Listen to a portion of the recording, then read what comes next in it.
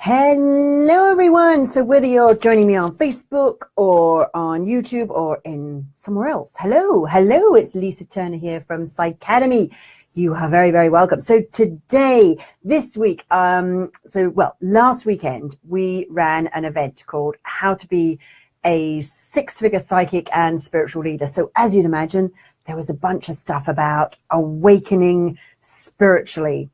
And what I wanted to share with you, we get a lot of questions about how to awaken, like, how do I open my third eye? How do I contact my guides? How do I become more intuitive? How do I activate my senses? And there are specific techniques to each of those.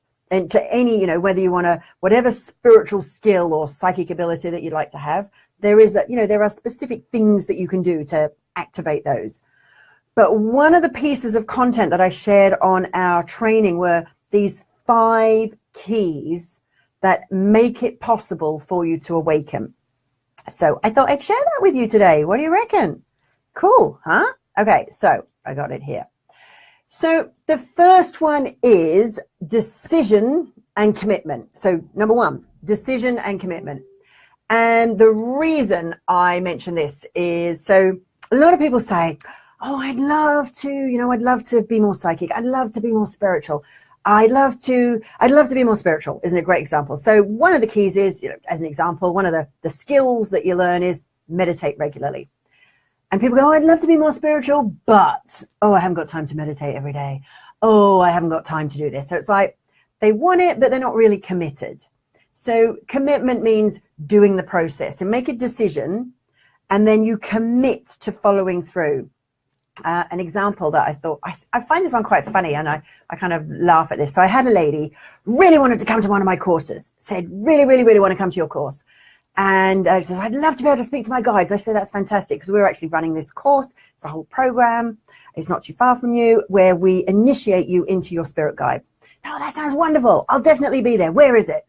And I told her where it was, and it was about a 45-minute drive from her. And she goes, oh, it's too far. And it's like, whoa. Now, a minute earlier, she had said to me, I'll do anything.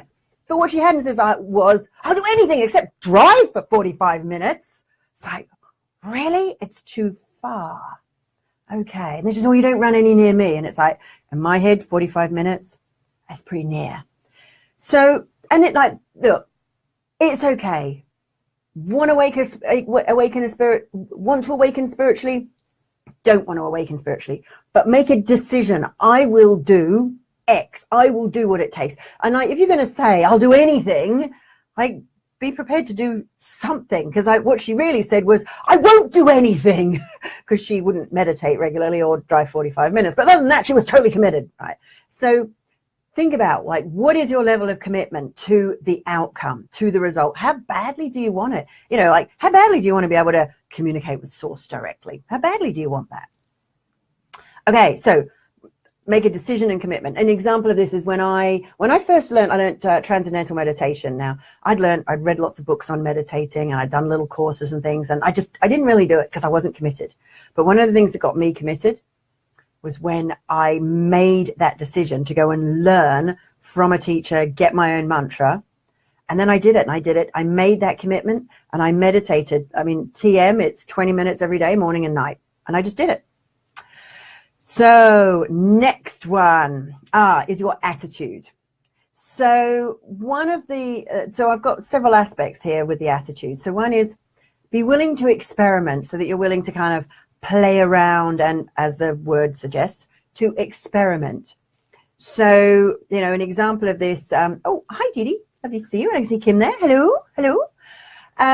So one of the things that, I'm an ex-engineer, or possibly still an engineer. What do they say? You can take the girl out of engineering, but you can't take the engineer out of the girl. So one of the things I do is I experiment all the time. And this does sometimes, unfortunately, result in me fixing things that aren't actually broken. And because I like to experiment. And one of I have this saying that I often say, I wonder what will happen if I try this. Normally immediately followed by, oh my goodness, I never thought that would happen. When I was tested, I did that once with a pump. I thought, I wonder what will happen if I turn this pump on. And I learned the meaning of the term a 4-meter head. That means it hurls the water 4 meters in the air, and what goes up must come down. Yes, I did get wet. So an attitude of experimentation. So you just experiment, you try new things. And willingness, and rather than looking for the truth, looking for what works. You know, one of the things I hear a lot of people who've done a lot of spiritual development courses is, well, I've been told this. And it's like, well, that's great if you've been told that. And I mean, I got no judgment of what you've been told and what you haven't been told. But my question is, have you applied that, and does it work? Because that's what I'm really interested in. You know, as an engineer, my husband's a quantum physicist, and we have great conversations. So one of the conversations we might have is about, we had one once about magnets, about electromagnets, and he'll give me all the quarky theory about why they work, and I'll just go, well, how much current do I need to run through it if I want to generate this, this force? Like what like that's all I want to know. So it's, does it work? So it's not about the truth. It's about just, does it work? And Orla Murphy's joined. Hello, Orla. Lovely to see you. So, or not see you. Lovely for you to see me. I know it is. So the other one is being open-minded. So we're still on attitude here, being open-minded. So just having this open mind, I with my spiritual stuff, and I know it's a bit woo-woo, and Orla's probably going to go, what are you talking about, Lisa? That's very woo-woo. And it's because it's not, I'm not saying, well, this is the truth and you just have to believe this. It's just, well, this is some stuff I've tried. And it's not about being spiritual. What does being spiritual mean? Well, to me, it's about being empowered, about having that sense of inner confidence and certainty, because you feel like the universe or source or whatever you want to call it has got your back. So it doesn't matter what you believe. It just matters whether or not it works. So number 3, investment. Now this is I know this is a bit of a bugbear for a lot of spiritual people, because they like, it should be free. And it's like, that would be great if we lived in a world where you could rent a venue for free, which you can't. We ran an event at the weekend, and our bill was into 5 figures, right, for the venue. Someone's got to pay that. So effectively the tickets we sold paid for that.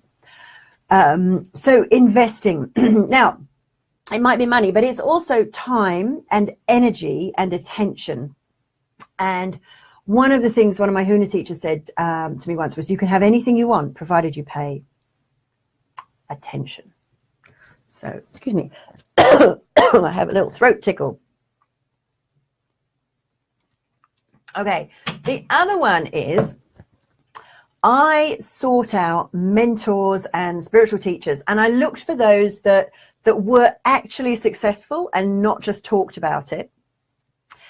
And actually, going with that, I think is the idea of, one of the things that having a spiritual connection and being really like having that sense of inner certainty and confidence can give you is that it can give you the ability to raise your fees and make more money. And so money isn't the only key to success, but it's like, does this person have like a well-rounded, happy, healthy life? Or are they kind of, like a spiritual teacher who's on benefits, or is like kind of got that victim mentality? And it's like, well, the spirits told me I had to do this thing that I really don't want to do. But I got to do it because the spirits told me. Like that's borderline mad, right? Honestly. So I sought out mentors who were empowered and empowering, so that they didn't have this judgment about, you weren't born with a gift, so I'm afraid you can't awaken, because, I was born with a magical gift and I'm the 7th child of a 7th child of a 7th child, and, or whatever. So you don't have that. So it's like, I think that kind of exclusiveness, like excluding people, I don't think that's very empowering for anyone. So I when I met a spiritual teacher like that, I said, thank you, bye. The other one was that they were fairly practical, so that they had that, like, what they offered, what they taught actually worked. So that kind of goes back to key 2 about looking for not the truth, but a truth, about looking for what works. Oh, Bridget's here. Hi, Bridget. And also, this sort of non-judgmental, practical, it works, empowered themselves personally, and empowering. So, now I forgot to mention something with key 3. So key 3, investment. So going back to key 3, investment. So time, energy, and money. So remember I said I learned transcendental meditation, and I learned that, oh my goodness, quite some years ago. I'm not going to say how long because I can't actually remember. But one of the things for me was, in order to learn TM, I had to invest the equivalent, which was then, it was about 50% of my monthly take home salary, not my disposable income, but take home, like what I got in the bank every month. It was about half of that to learn TM. I met with this guy 4 times. He gave me a mantra, he showed me what to do, and that was pretty much it. And like, you know, there's other little things, but that was pretty much it. But here's the thing, because I'd invested that amount of money, guess what? I was going to make sure I got the value from that. So I did it, and I did it every single day. Now, not everyone gets great results just from meditating. And I think a lot of, like, to really go for it, to get spiritual skills so that you can work with clients, I think you do need some other training. But just in terms of connection to your inner self, meditation is fantastic. And yet so few people, you know, they'll know how to do it, but they just won't do it. So let's recap where we got to now. So key 1, decision and commitment. Decide it, follow through. Number 2, your attitude, experimentation, open-minded willingness, looking for what, not seeking the truth, but looking for what works. And number 3, time investment. So number 3 is investment, time, energy, money, attention, yourself, like bring yourself. Sometimes investment means like going out on a limb a little bit, taking a little risk, you know, not that there's anything to lose, but sometimes your ego can think there is. Key 4, seeking out teachers and mentors that were successful, empowered and empowering, non-judgmental, and they had solutions that were practical and that they worked.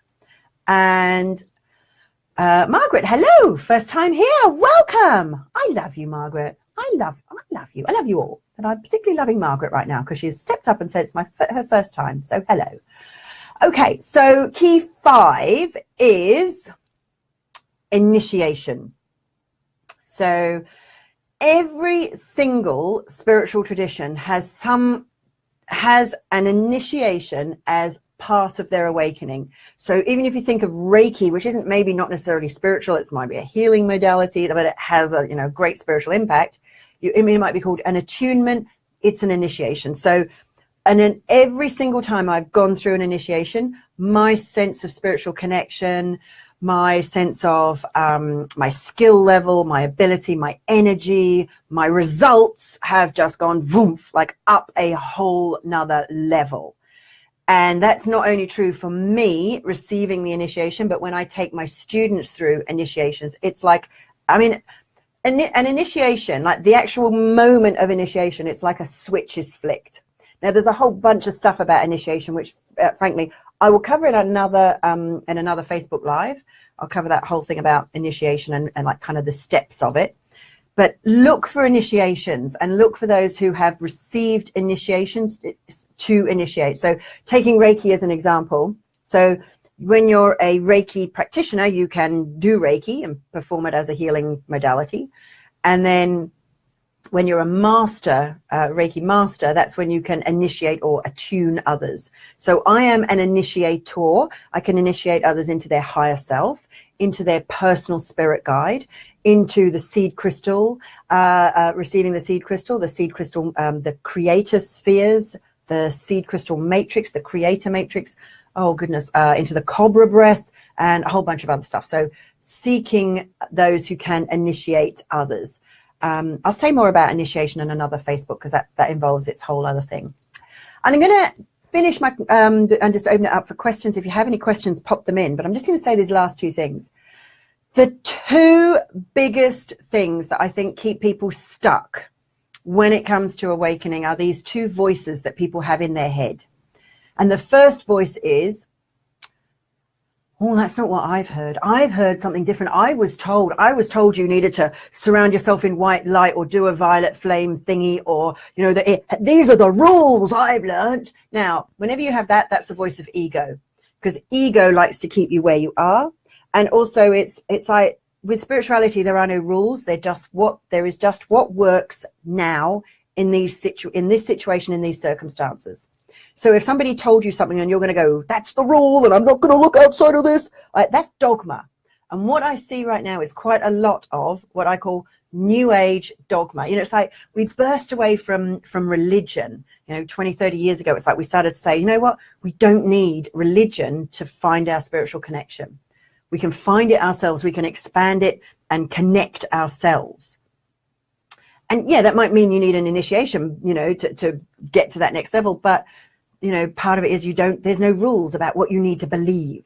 There's just, does it work? Whereas religion said, believe this and you will be saved. And now new age philosophy, it's kind of, you have to believe this, or you know what, you're gonna, you're gonna conjure up evil, or whatever they say terrible thing might happen to you. So look out for new age, look out for any dogma that says, believe this because this is the way, because that's dogma. And that actually and if you find yourself saying that, if you find yourself saying, oh, that's not what I've heard, that's wrong, right? That's the voice of ego. Voice number 2. Voice number 1, that's not what I've heard. That's different. That's wrong. I don't believe that. Oh, that's not what I've heard. Voice number 1. Voice number 2, I already know that. I've already done that. I've already received this amazing thing. And the thing is, so even if let's take the initiation into the spirit guide. So this is an initiation that we take people through on our spiritual practitioner certification training.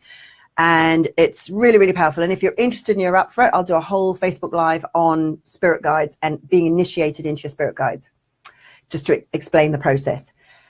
And every single time, so we have people who assist, for example, or they just repeat the course. We have that regularly. So they come back and they go through the initiation essentially again. And every time it's like they up their level of their connection to their guide, or they get another guide or something like that. It's like it expands it. So like, do you think in your life you're going to get one guide that works with you forever and ever and ever and ever and ever? That's like saying I'm going to have one outfit. I'm going to wear one set of clothes forever and ever and ever and ever and ever. Because I've got my clothes now. I'm done, right? And I mean, that's also like, when we have a lot of like spiritual clearing, emotional release processes, which clear all your negative emotions. And, we have people say, well, I did that. I did high self-therapy. I've done this sort of, and it's like, well, it's like saying, I had a bath once. I'm clean. It was 1972. I don't need to do that again. I've had a bath once. So I've already done that. I've already learned that. I already know that. That's a voice of ego that's going to keep you stuck.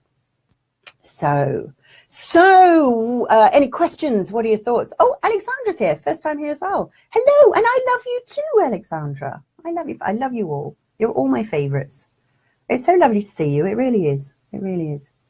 So do you have any questions? Does that all make sense? So there's the 5 keys to spiritual awakening. So recapping while you're posting your questions. Key 1, decision and commitment. Make a decision. I'm going to do it, and then do it. Number 2, attitude, open-mindedness, experiment, willingness, expand. Don't look for the truth. Look for what works. Investment. Time, energy, money, and attention. And also in the attitude is also just giving up excuses. Like the excuses are, I'd love to, but. Key 4, number 4, seeking out mentors and teachers who are successful, empowered and empowering, non-judgmental, practical, and giving practical and solutions that work. And number 5 is initiation, going through initiations. So let's see. So Alexandra said, I need to learn it, Lisa. Live too far away. So just got a new guide. So Alexandra, have you experienced an initiation into your guide? One of the things we do, and I'll talk about that in another live if you like. Oh, by the way, Alexandra, our spiritual practitioner training, you don't need to, you can do it wherever you are in the world. You can do it entirely online if that's what you want, including receiving the initiation into your personal spirit guide. So, if you want to learn it from us, we'd be happy to teach you. Our certification is the highest level of spiritual certification on the planet. So as I experience it, and having done 20 years of pretty much every and any out there. So if there are any questions, If you're listening to the replay, I should have said this at the beginning. I always forget to say this. I must remember to say this. If you're listening to the replay and you have questions, pop them in. Be happy to answer. Please note this isn't the place for doing reading. So someone says, "Oh, what's the message for spirit?" I won't answer that. I'll send you love and say, why not be initiated into your spirit guide and you can get your own messages from spirit. How cool would that be? And you would never have to go for a reading again. Fabulous. So no questions coming in. Goodness. Okay, so till next time, lots and lots of love. And yeah, post what you'd like, what topic you'd be interested in. So till next time, lots and lots of love. Bye, everyone. Bye. I love you all.